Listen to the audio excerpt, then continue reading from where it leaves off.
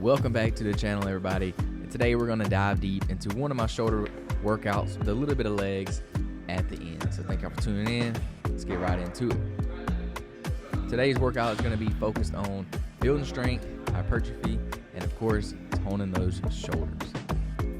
So shoulders are very important to train because in the sport of bodybuilding, you want to have a wide upper body and you want to have a slim, narrow waist. So think of an upside down Dorito. That's what you want your body to be shaped at. And how do you get your body wider up top? You got to build them shoulders. So first and foremost, we're going to start off with the staple in my training, which should be a staple in anybody's training plan, and that is the lateral raise. So this is obviously going to hit the lateral deltoid, the side deltoid, if you want to call it that. I like to do these seated because when you're standing, you tend to add a little bit more momentum. So when you're seated, it takes the momentum out, keeps the focus on the lateral head of the shoulder, and these should be a staple in your workout. You could do these literally every time you train shoulders and even more. So on these, you don't want to do your arms straight out to the side. You want to be able to see them out of your peripheral vision. And then you also want to, instead of pointing your pinkies up like some people will tell you to, I will say don't do that because you can create some shoulder impingement there. So I would either leave my hands flat or even tilt my thumbs up a little bit. So most people tell you to pour the T picture out. I don't know if I necessarily agree with that.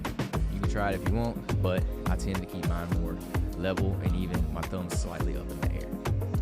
As you can see here, I'm kind of rocking back a little bit, but you want to try to minimize this momentum the best you can. That way you keep all the tension on the shoulder.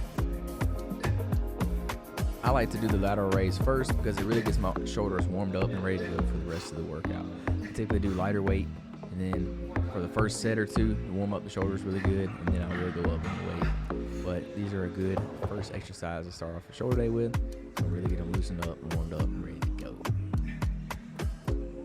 I typically do 3 to 4 sets of these. That first and second set really being a warm-up set, and then the second 2 sets are really going to be my working sets. So you can do 3 or 4 here, and I do more reps on these because I'm typically using lighter weight.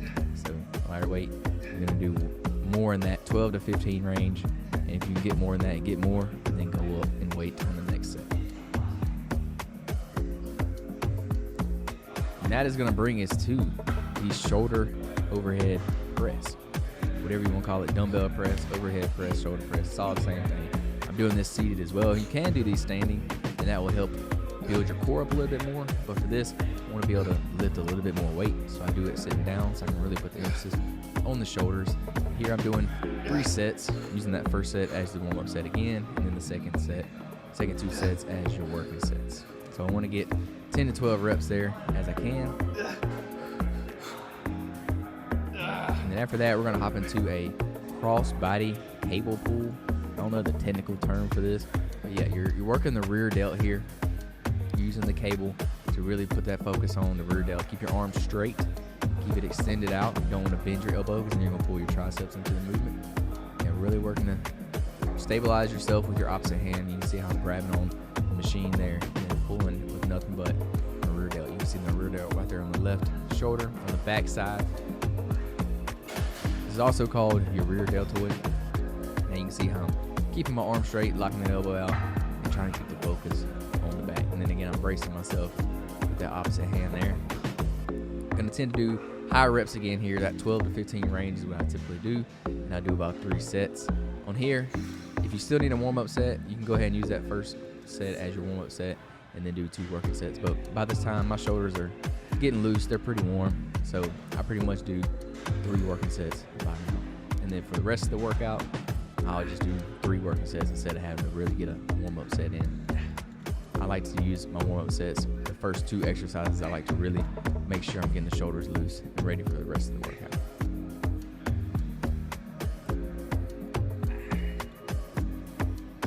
And next, we're going to hop into a reverse fly. So we're doing this on the pec day. So again, this is kind of working your rear delt. Again, I really like this machine for working the rear delts. I actually prefer this over doing the cable. But on this, you want to think really squeeze all the way as far back as you can, and then don't let the weight just fall back in front of you. Resist it on the way back in. You can see right there my rear delts are kind of holding out. After that, we're doing a cable Y raise. If I'm being honest, I really don't care for these that much. My bodybuilding coach had these programmed into my training. I was about a couple weeks out from my bodybuilding show in this video.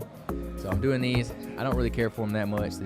I don't really feel them like I'm supposed to, but these are good to do. And I do them every now and then. But I just prefer other exercises over this one. Here, you're crossing the cable over, so grab the cable on the opposite side of your body. So you can cross them, and then you're basically just trying to make a Y with your arm. You're pulling the weight straight up. I think pull with your shoulders. Don't let your back pull it. Don't pull like a row, and don't pull like with your triceps. Bend your arms. Keep your elbows almost straight. They're not going to be completely straight. You can see there's a slight bend in my elbows here.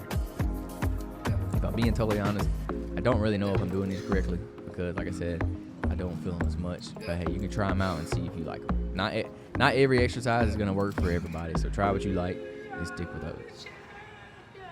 Okay, then you see me singing a little bit. Sorry for the terrible singing. But yeah, here we go. We're going to hop into some upright rows, and I'm doing this on a Smith machine.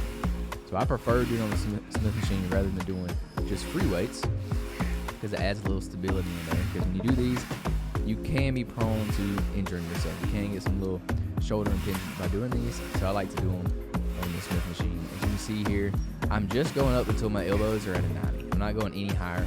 Normally you'll see people bring it up to like their chin. I don't necessarily do that here just because I don't want to hurt my shoulders. So I do it to my elbows are about at a 90-degree angle, and I'll lower back down.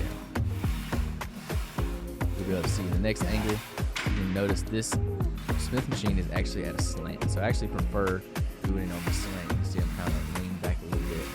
And I think pull up, using my shoulders, and try not to use your traps as much as you can. This will work your traps a little bit because you're kind of shrugging slightly. Try to minimize the trap use as much as you can so you can keep that tension on the shoulders when you're doing this. And just think, don't bring the bar too high because you do bring in the risk of injuring yourself and shoulder tension. But these are also good as well. I prefer doing them on the Smith machine. So if you have a Smith machine, I recommend trying doing it on there. When you do it with the free weight, with the bar, there's just more room for air than you're doing with the free weight. I know y'all see them lats poking out right there. They do exist. I do have some lats. You can actually see them here because I'm actually lean. But hey, we're working on them, getting better one day at a time. Yeah, I really like the Smith machine shrugs here. And that's going to bring us to the biceps. We are going to do a little bit of biceps for this workout as well. As you see, we're doing a preacher curl. This is on a plate-loaded machine. You can do these. You can do these one arm at a time if you prefer, and I do it that way sometimes. But in this particular instance, I am doing it with both arms. I'm squeezing at the top and then lowering the weight back down, resisting that weight, not letting it fall. We're going to do 3 sets of about 12 to 15 here again. Really trying to focus on using the bicep, and using the preacher curl machine helps a lot with taking out a lot of the momentum, and it keeps all that focus on your bicep here. Try not to hurt yourself doing these. Don't do too much weight because you can pull your bicep and create an injury that you don't need. So make sure you're doing a weight that is challenging to you, but it's not too much weight to where you're overdoing it, overstretching that bicep muscle.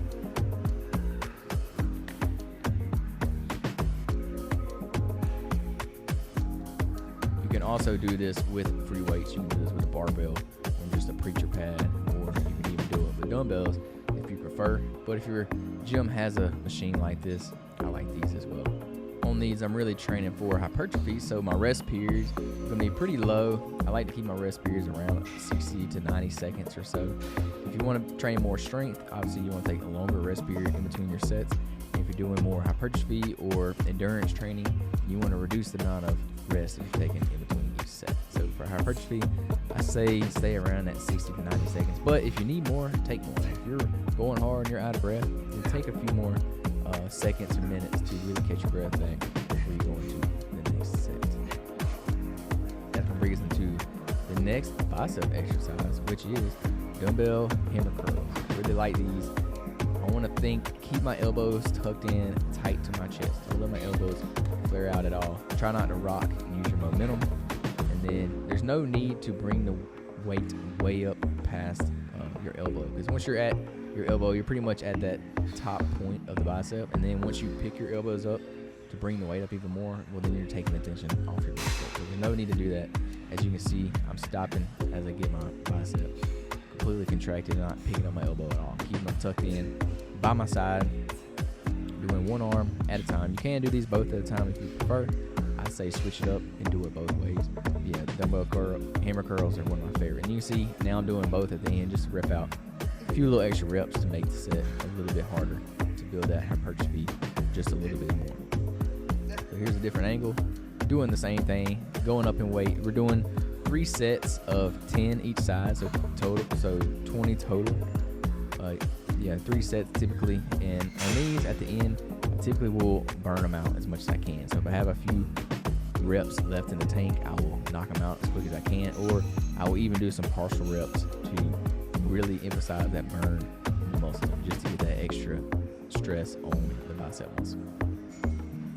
You can also do hammer curls standing up as well, but again, if you sit down, it kind of takes the momentum out a little bit, and it really keeps that focus on the biceps. But I suggest do it both ways, switch it up. And then at the end, we are going to work in a little bit of legs.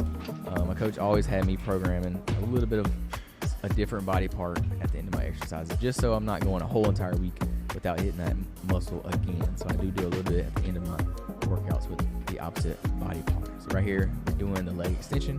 We're obviously working the quads. I want to squeeze my quads at the top of the rep. See, I squeeze just for a second, and then I'm resisting the weight back down, lowering it down slower. Squeeze at the top. You really want to think mind muscle connection. Focus on your quads right here. Don't use momentum. Don't just swing it up as hard as you can. Control the weight. Make it hard. Make it challenging. Do a weight that's tough. Your legs should be burning. You should be ready to get off and get done. You got to fix the hat. Got to look good for the lift. You already know what the deal is. Working on that teardrop right here. You can see it come through a little bit. But yeah, again, I'm going to do 3 sets right here. And on the last set, maybe even last 2 sets, I'm going to burn them out. Really get that burn on the quads. This is probably one of my favorite quad exercises right here, because you can really target the quads here, and I think these are great for building the legs and really getting that defining muscle in your legs. You can see right here, burning them out at the end, just get that extra little burn. So yeah, that's pretty much going to do it for the shoulder, bicep, leg workout for today. Hope y'all enjoyed it. Try this workout out on your next workout in the gym. It will absolutely destroy your shoulders. It's a good little workout.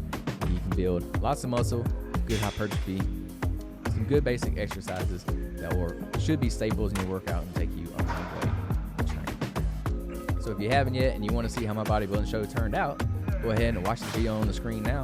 Peace, love, protein. We out.